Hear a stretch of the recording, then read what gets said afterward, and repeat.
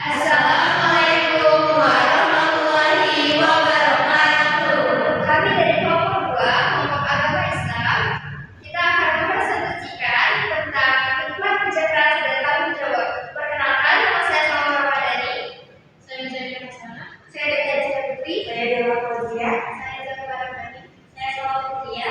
Saya Laras Dewi Utami. Saya Taufik Hidayat. Mari kita sama-sama saksikan. Pandangan Islam tentang kerja keras. Apa sih kerja keras itu? Mengapa sih kita harus perlu namanya kerja keras? Kenapa nggak santai aja? Nah, di sini ada contoh gambar orang sedang bekerja keras. Kerja keras merupakan salah satu bentuk keimanan kita terhadap Allah Subhanahu Wa Taala. Kita menyadari bahwa tujuan hidup kita di dunia ini adalah untuk mencari ridhonya. Di sini sudah terlampir dua gambar. Ini merupakan salah satu bentuk orang-orang di dunia kerja yang sedang bekerja keras. Nah, dengan bekerja keras, kita akan mendapatkan hasil yang memuaskan. Islam mengajarkan bahwa setiap upaya yang dilakukan akan membuahkan hasil dengan izin Allah. Coba kalian amati kedua gambar di sini. Gambar yang pertama adalah gambar seorang yang sedang bekerja keras dan tidak main-main dalam usahanya. Dan gambar kedua adalah gambar yang tidak benar. Seseorang yang bekerja keras namun masih main-main dengan kerja kerasnya, jadi usahanya itu tidak ada tapi dia malah main-main dong. Jadi gambar yang benar adalah gambar yang pertama. Baik, selanjutnya ada yang kedua, ajaran Islam tentang kerja keras. Apakah di antara kalian ada yang tahu apa pengertian dari kerja keras? Nah, di sini secara singkatnya, kerja keras dilakukan oleh manusia yang bertujuan untuk memperoleh makanan, pakaian, jaminan, pengakuan, dan kebahagiaan hidup. Yang dimana kerja keras untuk mencapai harapan dan tujuan atau prestasi yang maksimal disertai dengan tawakal kepada Allah Subhanahu wa Ta'ala. Selanjutnya di sini ada contoh surat Al-Qasas surat ke-28 ayat 7 yang menjelaskan tentang dan carilah pahala negeri akhirat dengan apa yang telah dianugerahkan oleh Allah kepadamu, tetapi janganlah kamu melupakan kebahagiaan di dunia dan berbuat baiklah kepada orang lain sebagaimana Allah telah berbuat baik kepadamu, dan janganlah kamu berbuat kerusakan di muka bumi. Sungguh Allah tidak menyukai orang yang berbuat kerusakan. Di sini juga ada secara singkatnya. Yang pertama itu kita diajarkan untuk tidak hanya fokus pada kehidupan akhirat saja, tapi juga kita harus mengedepankan kehidupan dunia juga. Dan yang kedua ada keharusan keseimbangan dan tidak boleh hanya mengejar akhirat dan mengabaikan dunia atau sebaliknya. Selanjutnya di sini ada contoh kebiasaan perilaku kerja keras. Nabi Muhammad SAW mencontohkan kita untuk bekerja keras. Yang pertama itu ada berdakwah di Mekah dan di Madinah. Tidak hanya itu saja, Nabi Muhammad juga berfokus kepada ibadah, tetapi juga berusaha kerja keras. Di sini juga kita ada beberapa contoh di SMK Negeri 22. Kita membiasakan perilaku kerja keras, yaitu yang pertama kita melakukan kelima bekerja keras untuk berdagang. Yang kedua, di sini ada bekerja keras kepada beribadah. Contohnya ada di Keputrian SMK Negeri 22. Dan yang terakhir ada acara Isra Mi'raj. Yang ketiga, cara membiasakan diri untuk berperilaku kerja keras. Teman-teman, apakah ada yang tahu bagaimana cara agar diri kita ini terbiasa untuk bekerja keras? Nah, caranya itu yang pertama, niatkan bahwasanya kerja keras merupakan suatu ibadah. Bekerja keras bukan hanya sekedar usaha untuk mencari manfaat, keuntungan dan lain-lain, tapi juga bisa menjadi suatu ibadah jika diniatkan dengan hati yang benar. Terus yang kedua yaitu mengerjakan suatu pekerjaan itu dengan sungguh-sungguh. Bekerja dengan sungguh-sungguh adalah sikap yang menunjukkan dedikasi, tanggung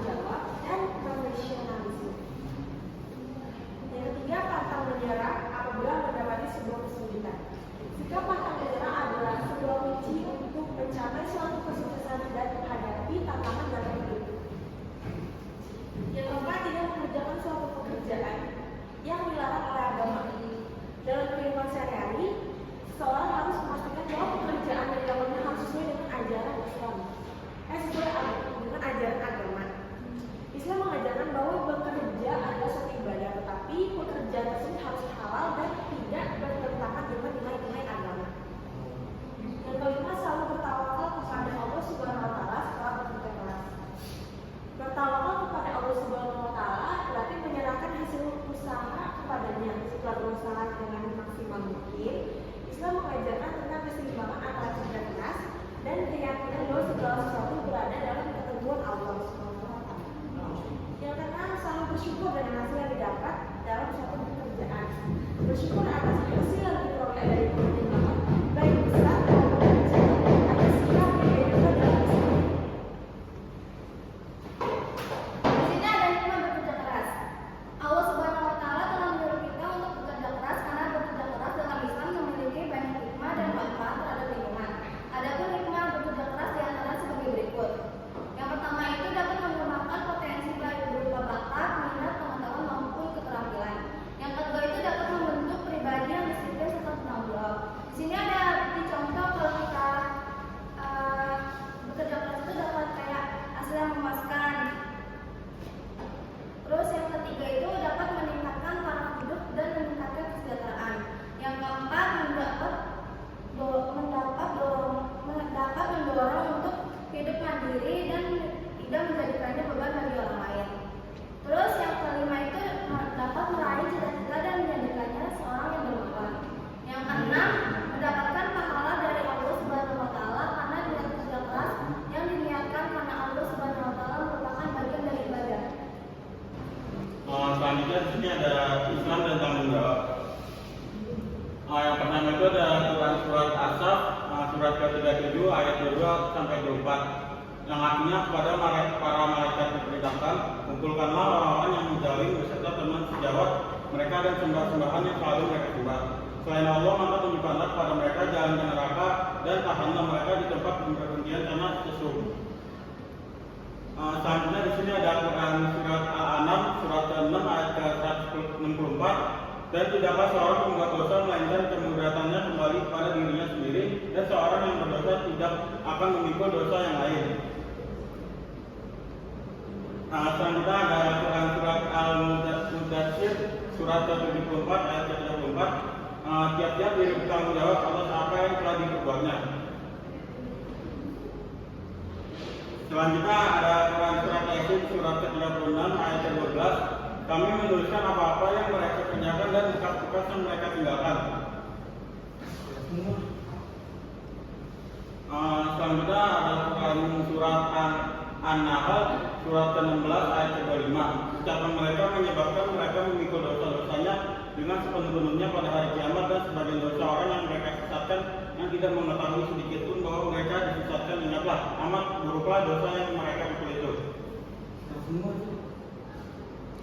Selanjutnya ada Quran surat Al-Ahzab yaitu surat ke-33 ayat 6 sampai 67. Pada hari ketika muka mereka dibolak-balikan dan neraka, mereka berkata, alangkah baiknya andai kata kami taat kepada Allah dan taat pula kepada Rasul. Dan mereka berkata, ya Tuhan, kami sesungguhnya kami telah menarik pemimpin dan pembesar-pembesar kami, lalu mereka menyesatkan kami dari jalan yang benar. Selanjutnya Quran surat Az-Zukhruf surat ke-43 ayat ke-39. Harapanmu itu sekali tidak akan memberi manfaat kepadamu di hari itu karena kamu telah menganiaya dirimu sendiri. Sesungguhnya kamu bersekutu dalam azab itu.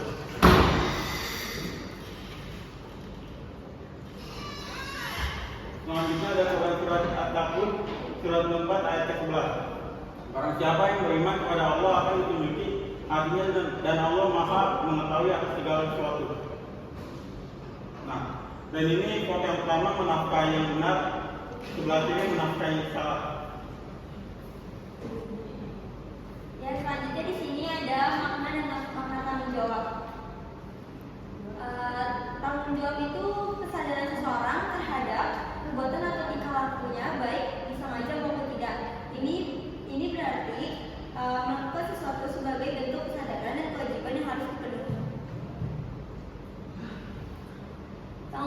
berkaitan dengan kesadaran keseimbangan antara jasmani dan rohani.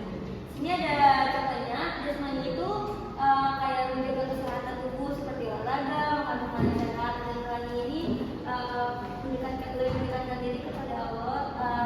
Itu gambarnya contohnya ada sholat dan berzikir. Ciri-ciri orang bertanggung jawab, ciri-ciri orang yang bertanggung jawab itu menepati janji dan komitmen. Janji dan komitmen itu contohnya seperti melaksanakan tugas dengan sungguh-sungguh, tidak menyalahkan orang lain atas kesalahan sendiri, dan berani menghadapi konsekuensi dari keputusan yang diambil. Selanjutnya ada sebagai makhluk sosial, manusia juga bertanggung jawab dalam interaksi dengan orang lain agar tercipta keharmonisan sosial, seperti membantu sesama atau mematuhi aturan sosial. Mematuhi aturan sosial itu contohnya membuang sampah pada tempatnya. Terus ada juga membantu sesama, bisa dilihat gambarnya. Nah, selanjutnya ada bentuk tanggung jawab. Yang pertama itu ada tanggung jawab kepada Allah. Manusia adalah makhluk ciptaan Allah Subhanahu wa taala yang diberi akal, pikiran, perasaan, dan tubuh untuk mengembangkan diri serta memanfaatkan alam sekitarnya.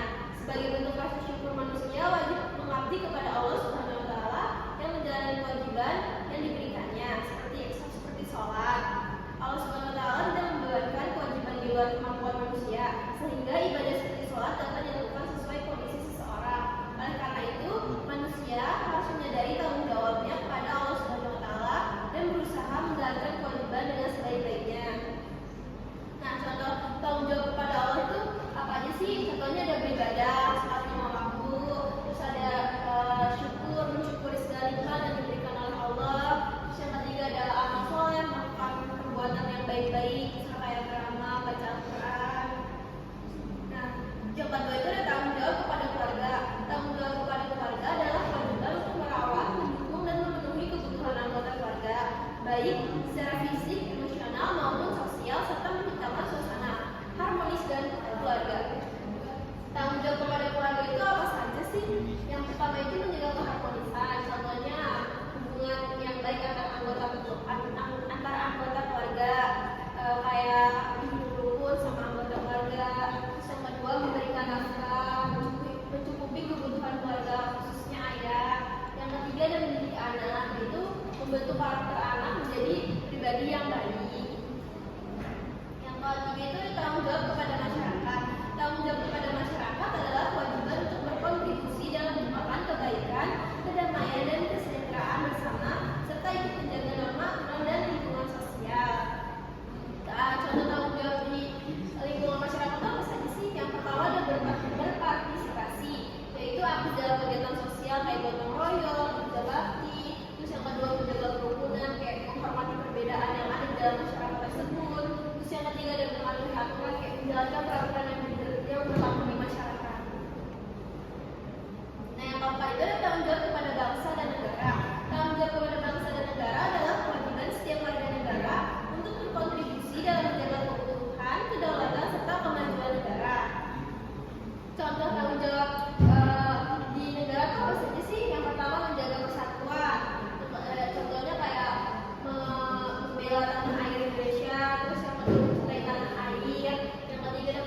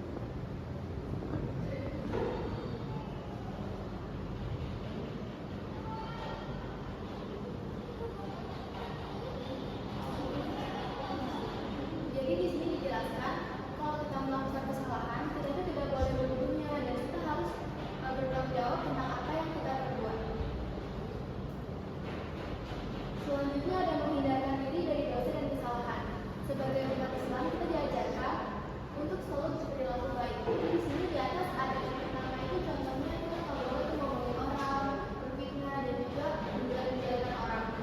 Nah, kalau ini ada perilaku yang benar, yaitu kita melakukan tanggung jawab kita sebagai umat muslim, yaitu melakukan kebaikan dan juga membaca Al-Quran. Baik,